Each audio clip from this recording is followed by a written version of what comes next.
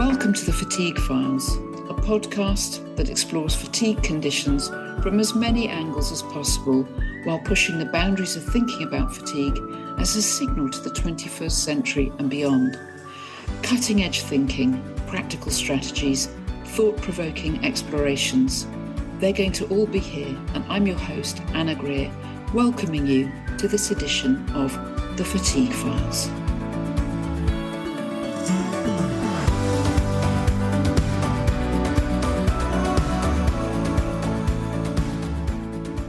Hello everyone, this edition of the Fatigue Files podcast, I'm delighted to have Dr. Terry Marks-Tarlow, Clinical and Consulting Psychologist, author, artist, dancer and yogini.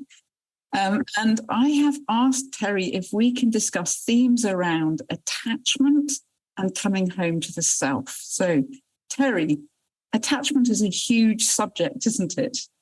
Attachment is probably the most important subject for understanding our emotional growth and what we need early in life to be healthy and happy later in life. Yeah, and it has huge implications, doesn't it, for adults who get to a certain point in their life and then there are sort of patterns that drive them maybe towards illness. I mean, many of us suffering fatigue have kind of had a crisis point in our lives when stuff's come home to roost. And in my experience, working with clients, quite a lot of that stuff is rooted in very early attachment dynamics. Absolutely. Pretty much everything is in many ways, because attachment sets the stage for how we connect to others and how we connect to ourselves. And because it starts out in a completely nonverbal way and essentially unconscious in infants. I mean, attachment dynamics start right away. In fact, they start in the womb. And so they move from being completely unconsciously formulated so that our bodies are taken to places automatically by the nature of our relationship with other people and with our environment. And only later do we become conscious of what's happening. So, yes, the early problems in attachment. And just to give the audience a sense of what attachment has to do with, for those not familiar with it, it's really the idea that infants are born completely helpless and dependent on the environment. And the environment in the very beginning is our connection to early caregivers, which usually starts out being the mother as the primary one, but doesn't have to be the mother. It can be any other person who is there whenever the infant needs something. And so the infant's sense of agency has to do with the ability for the adults to know and sense and intuit what the infant needs, both emotionally and physically.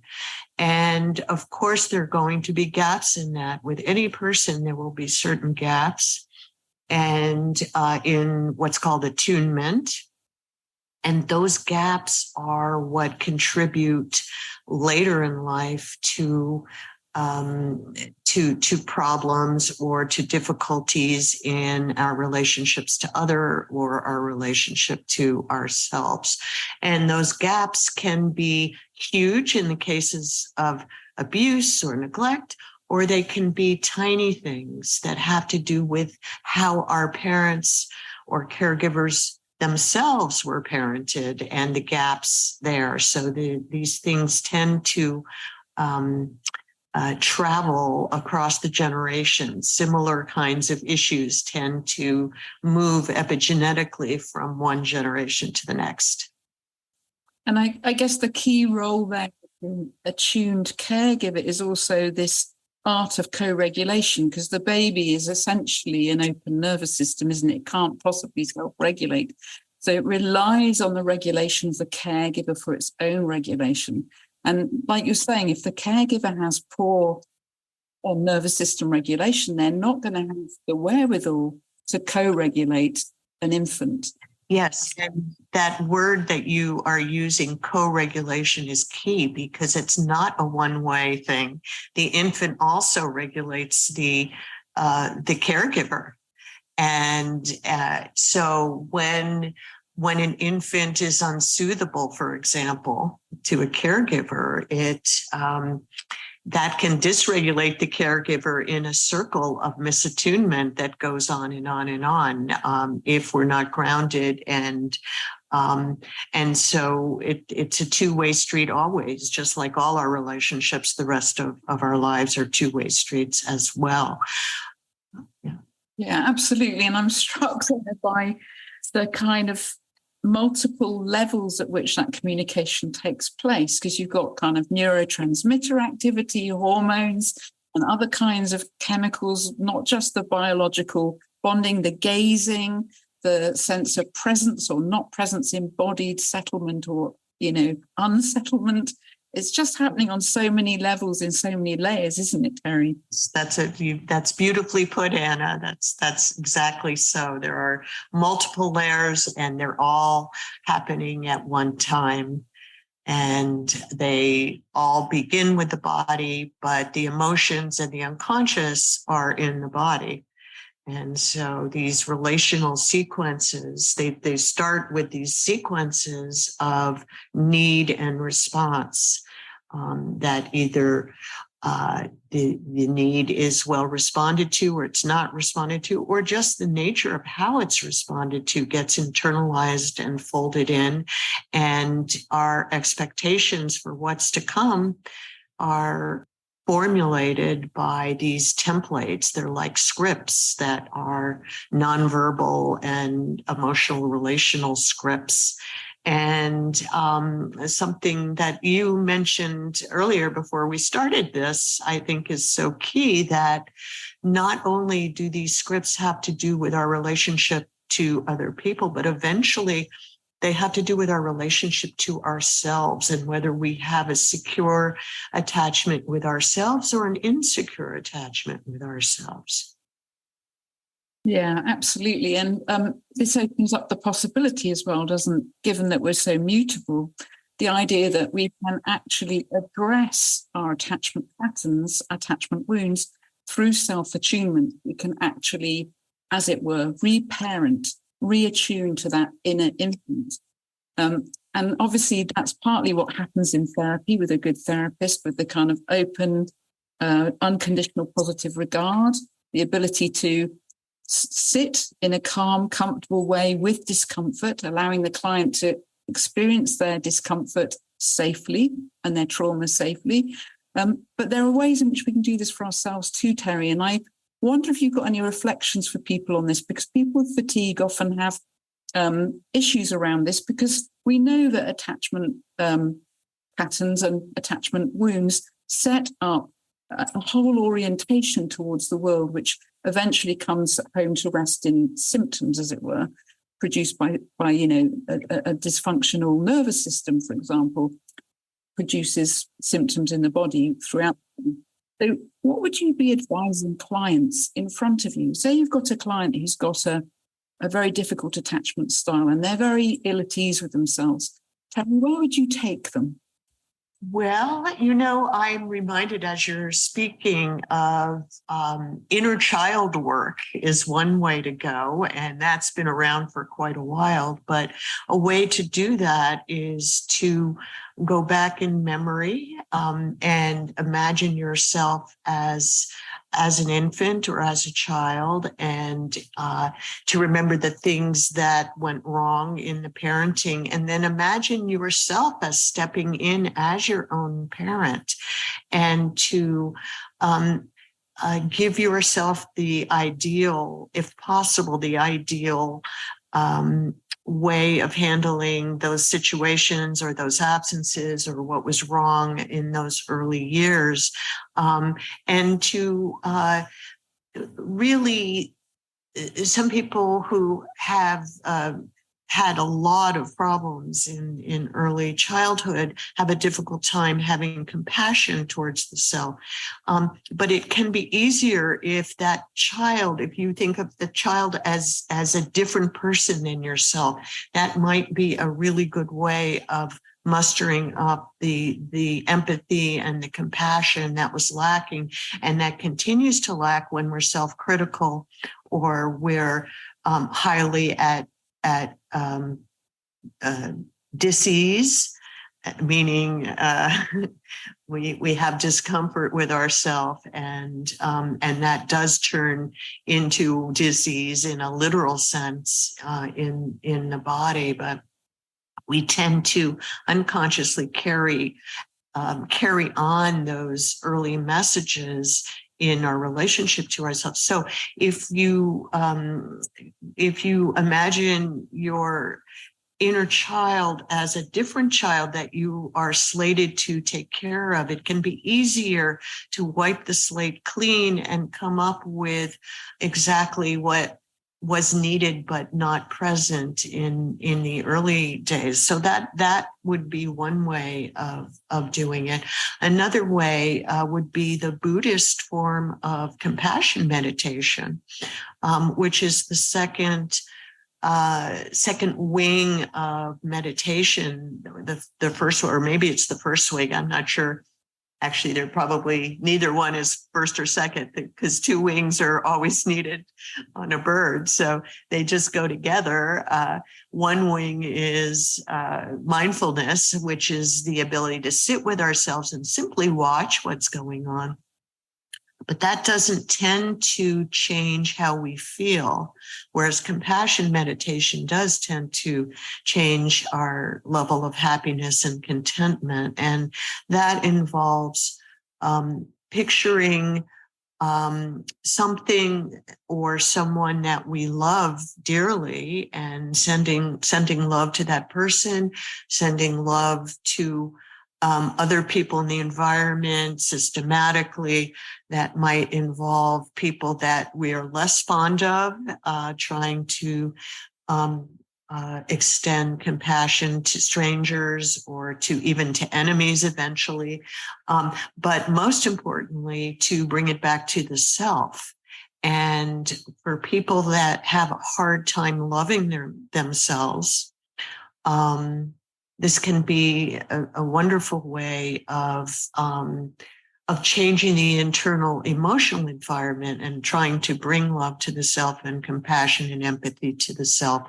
And so some people have such a hard time with self-compassion that they might start out with a pet. They absolutely adore their cat or their dog and can imagine stroking the cat and the dog and this sort of thing.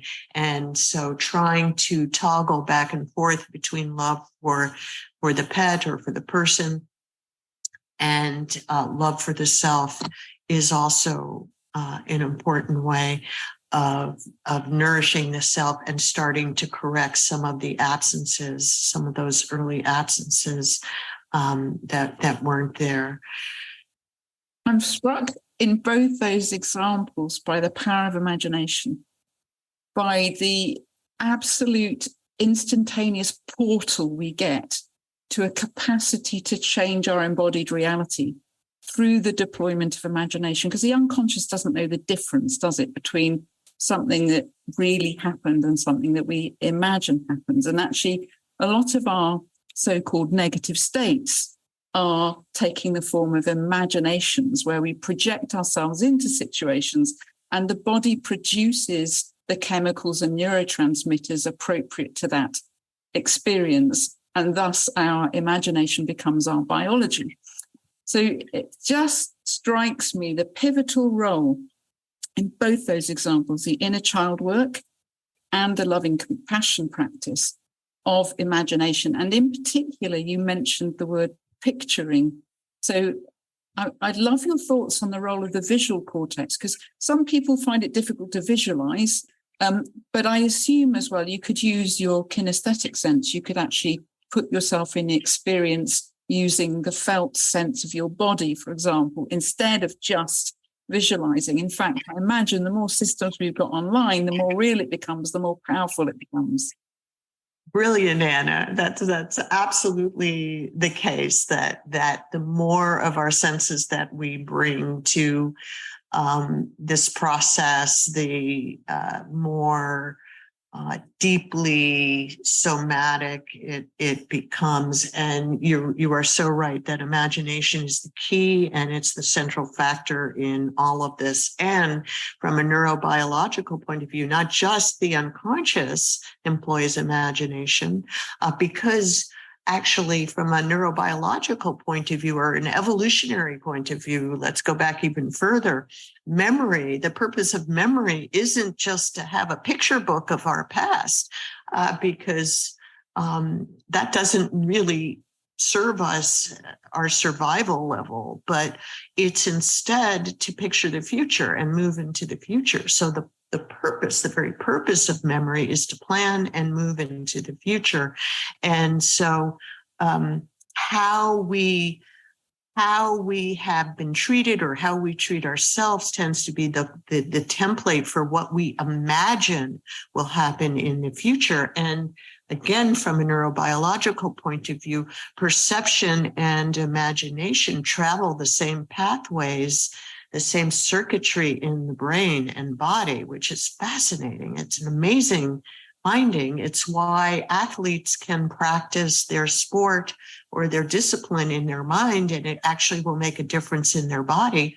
And in fact, the better they are at what they do, the better they can use their mirror neurons and their imagination when watching someone else do a sport, or when imagining themselves doing it, for actual practice in a way that changes the body, even the muscles, even the muscle tone of the body. It's quite incredible.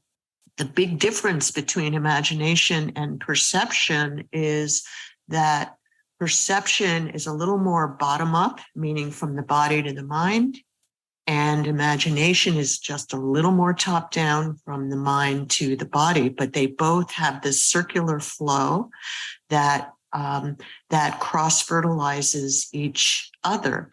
And so you brought up the visual cortex, or the visual part. And it's very interesting that of all of the senses, vision is the one that coordinates all the others the most. And so it is quite powerful to be able to use vision in the imagination. So, for example, there's a really interesting tape online where, compared to sound, a person is going either ma, ma, ma, or ba, ba, ba. And what you hear will depend on what you see the person's lips doing, which is fascinating that it can be that powerful.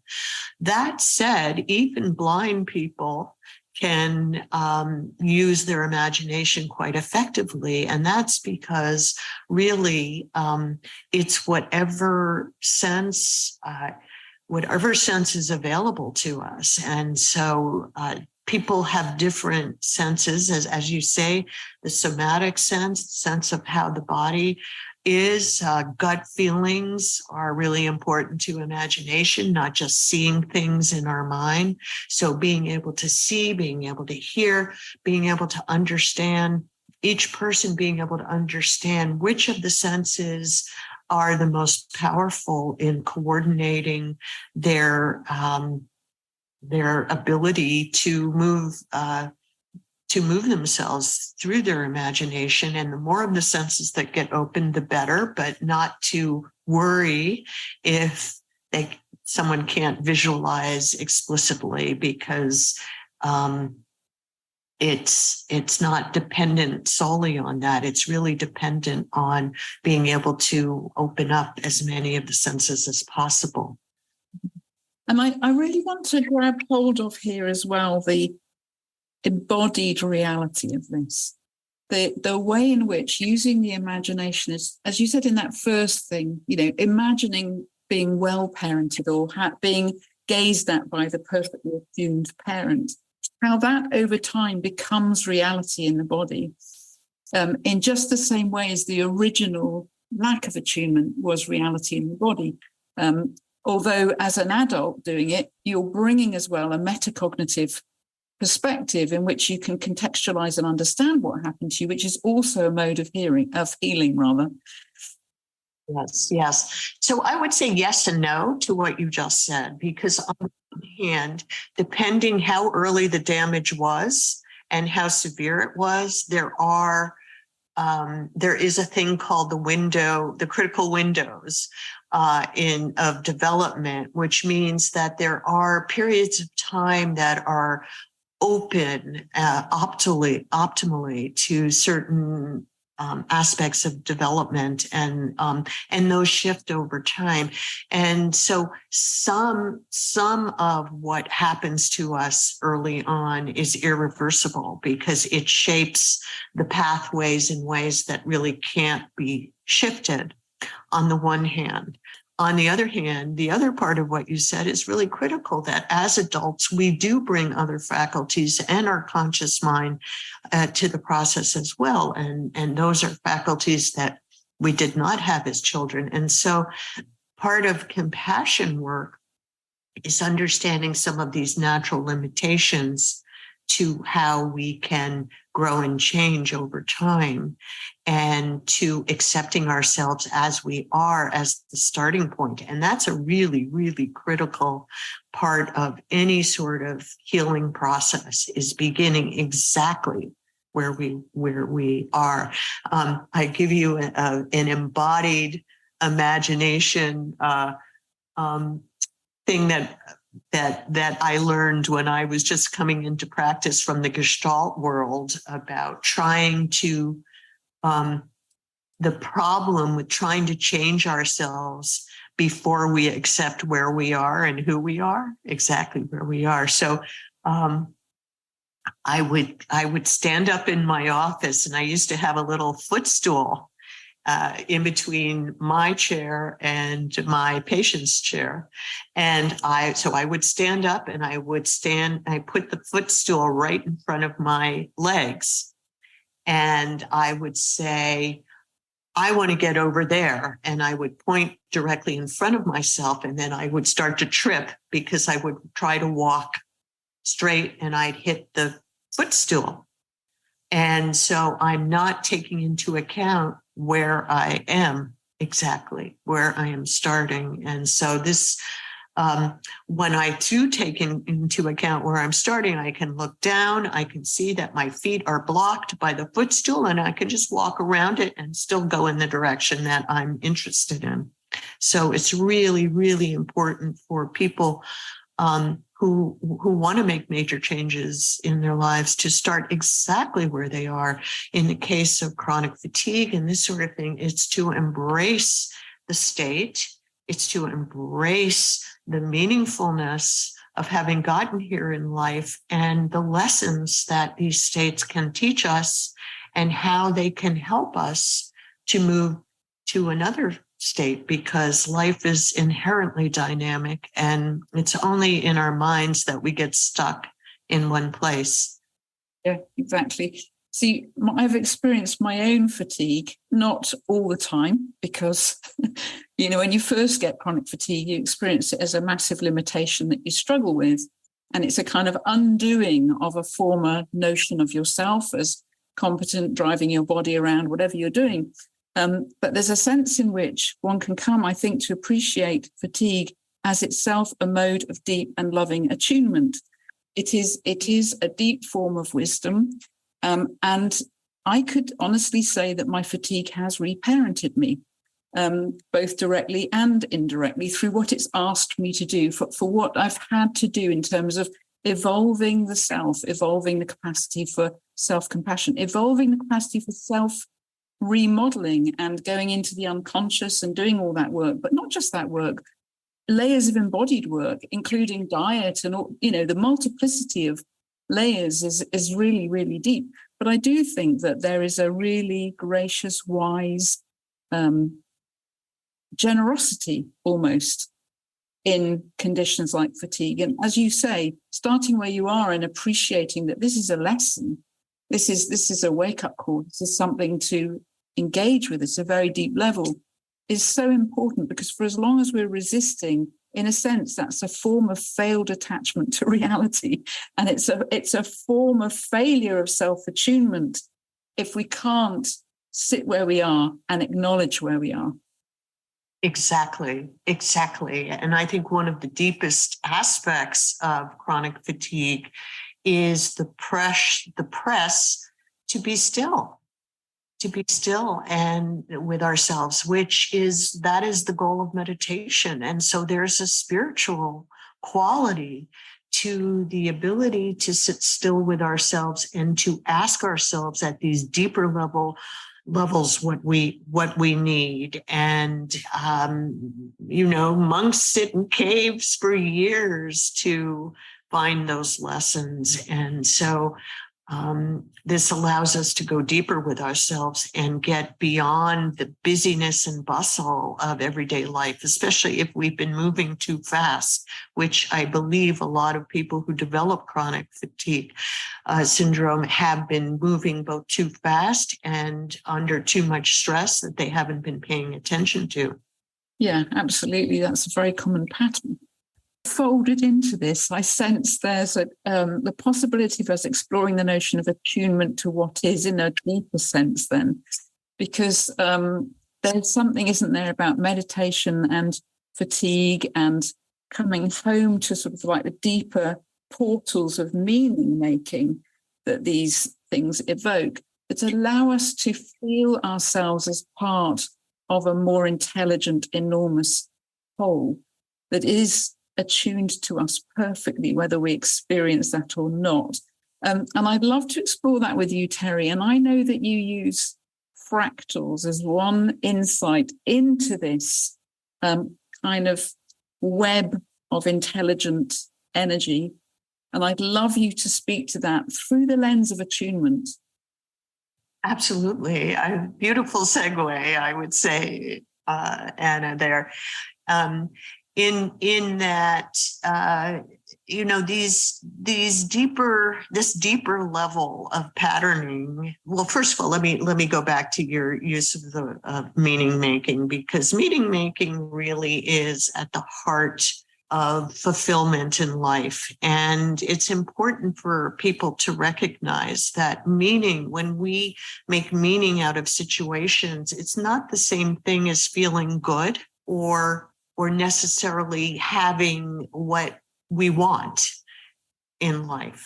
But when we're able to make meaning, we can transform any traumas and any difficult situations through a connecting thread of purpose and of the sense that the experience is transporting us.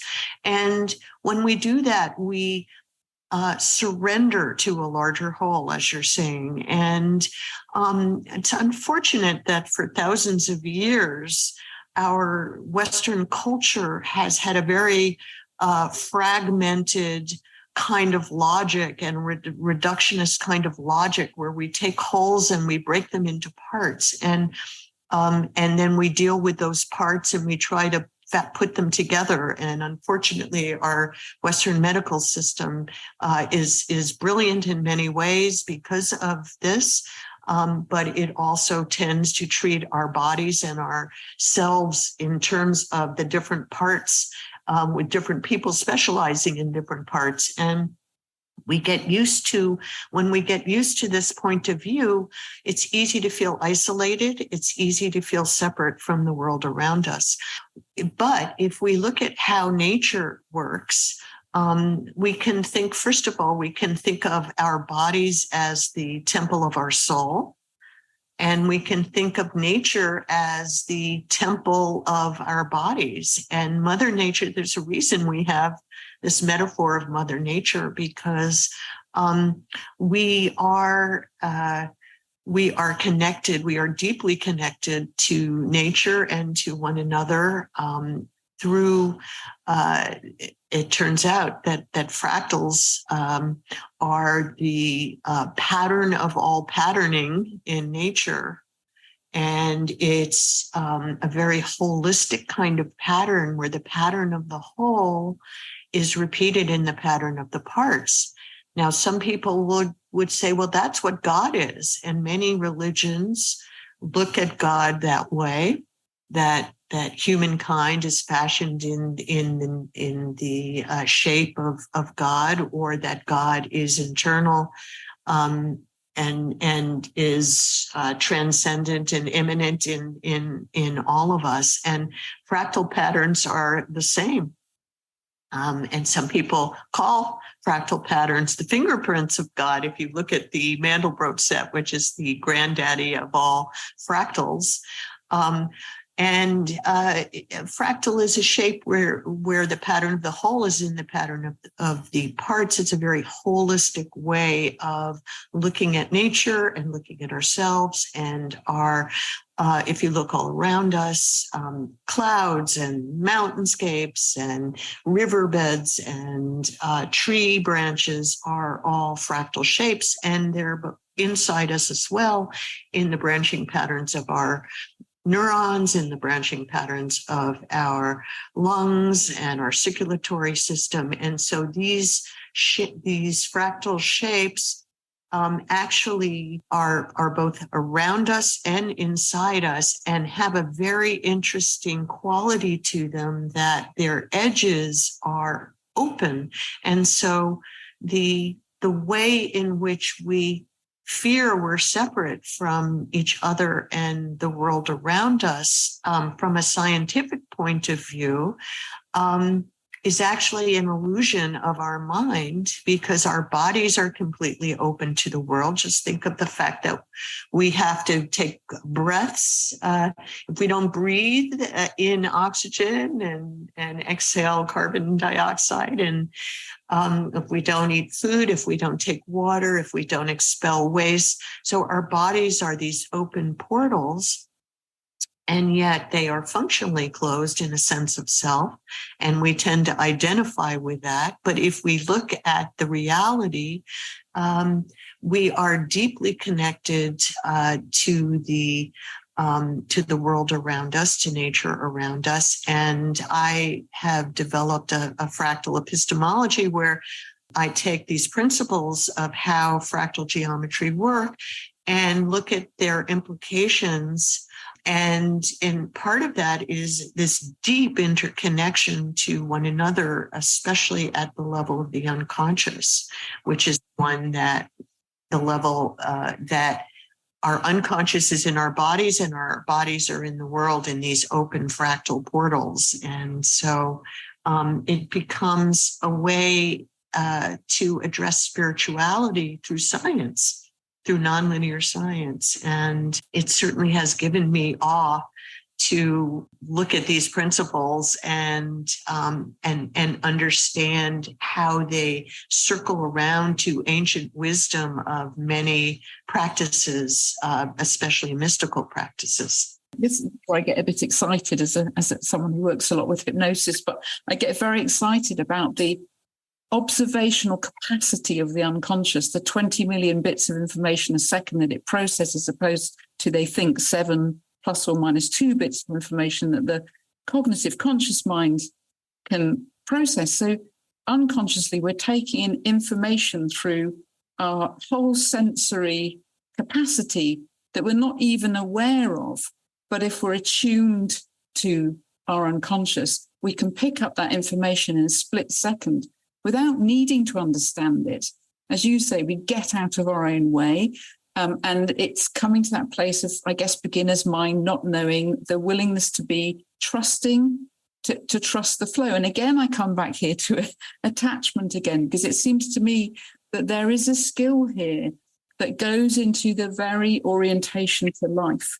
That if we have the capacity for secure attachment to life, that's the capacity to relax, let go, and trust, knowing that life is there for us.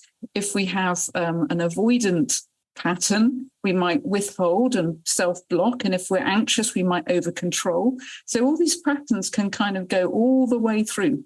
One of the words you're using about flow, I think, is key. It's really key because when you look at early attachment dynamics, it's how does the mother or how does the caregiver get into a flow, a rhythmic flow with that baby?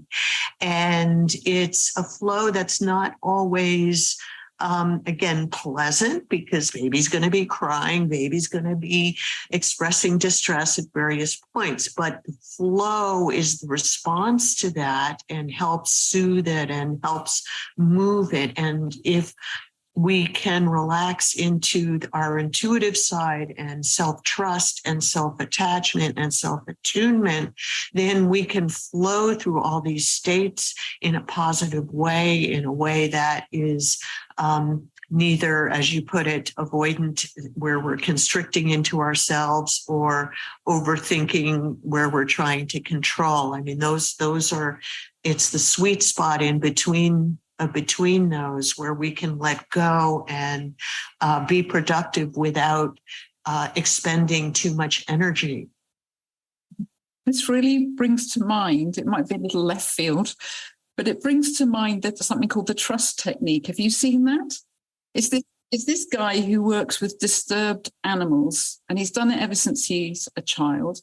And essentially the practice is you go into a very mindful state, and you listen in to the creature, the dog, the horse, the tiger, whatever it is. You listen into it. So you're meditating, but attuning. And at some point, that animal's nervous system just settles down and trust is born. Now, I think that's a wonderful metaphor for what we need to do with ourselves sometimes. When the little beast is running around inside with its hackles up or disturbed, to create that space in which we sit and we just attune, and we safely hold that. And I think I thought of it because of what you said about the flow between the carer and the infant, that when the infant is unsettled, it's the carer's ability to hold that space without becoming unsettled themselves that allows the infant to know that it's safe to be unsettled, and in time to soothe when it's right, or the nervous systems align and the carer's nervous system will bring the baby down, whichever way it works, right? So there's something there, isn't there, about just being present to.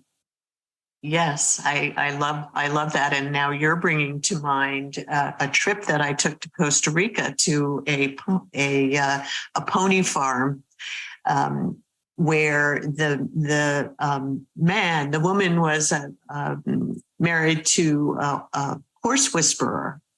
And when I arrived, there was a colt had just been born 2 weeks before.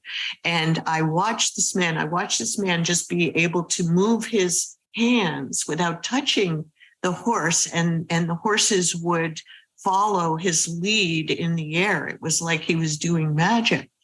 But the way that he operates with the young colt, when the colt is born, apparently there's a critical period in time where if the human touches every part of the colt, of the baby horse, then the baby will perceive the human as being part of the herd, and as opposed to a predator, because humans are considered predators by horses normally. And this way they become part of the herd. And so that process of touching every single part of that little baby is very much like what you're talking about, of creating that space and holding that space for ourselves. It's the ability to really see and be with all the parts of ourselves, even the parts that we don't like, we don't want, our shadow side, etc. Just holding them, and there will be that natural settling and soothing and getting into flow, build a greater ability to get into flow with ourselves. And then this magical thing happens when we get into flow, where we are able of taking on more and more with less and less energy, less and less output. Yeah, and I think, Terry, that's a wonderful place to end this for fatigue sufferers. The idea of taking on more with less energy because of being in the flow. And I guess as well, part of this as well is releasing unconscious blocks so that the energy is flowing, so that we're just energetically opening, and being utterly present and touching every dimension of self with non-judgmental, loving hands. Perfect. Thank you so much, Terry. It's lovely to talk to you as ever. And thank you so much, Anna, for the invitation, because I just enjoy so much how you listen so deeply, and then you bring the conversation to a new place and help me think about things I've thought about in totally different ways and different applications. It's quite lovely. Oh, thank you. That's a very humbling compliment, and I'll take it. Thank you very much, Terry. You're very welcome. And I hope our listeners enjoy this segment.